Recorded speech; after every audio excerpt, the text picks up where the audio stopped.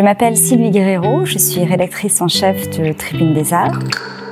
Voilà 23 ans que je travaille pour ce beau magazine. J'ai toujours été passionnée d'art, donc entre le collège et le lycée, j'ai fait les beaux-arts à Genève.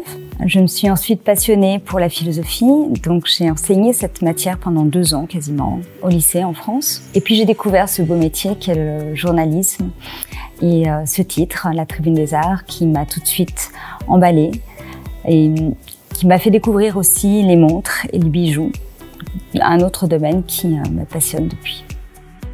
Tribune des Arts existe depuis 1979, ce qui fait qu'elle va fêter ses 45 ans l'année prochaine. Ça fait déjà une belle histoire derrière elle. Mais ce qui la rend surtout unique, c'est son créneau, puisqu'on mêle joyeusement l'art et l'artisanat avec la joaillerie et l'horlogerie de luxe.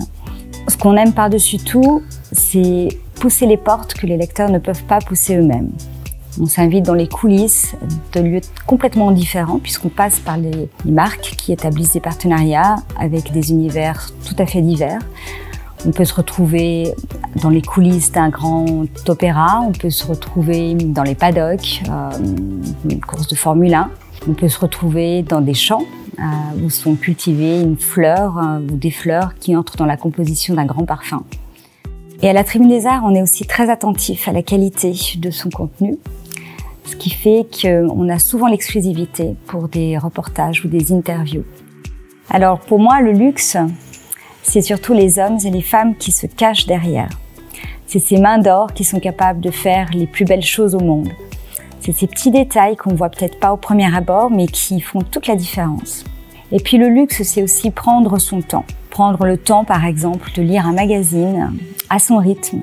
Et enfin, je dirais que le luxe, c'est ne pas consommer l'information comme ça en la survolant rapidement. C'est ne pas prendre le prêt-à-penser tel qu'il se présente. C'est penser par soi-même. C'est ça le luxe. Alors Tribune des Arts reste un magazine papier que les gens aiment garder pour lire à leur rythme. C'est aussi un magazine qui couvre toute la Suisse puisqu'on a 4 éditions par année, en français et en allemand. On est distribué dans des titres de référence, Tribune de Genève, 24 heures Lausanne pour la Suisse romande et puis Finanz und Wirtschaft pour la Suisse alémanique. On a aussi 1 ou 2 hors-série par année que l'on fait en collaboration avec les marques de luxe.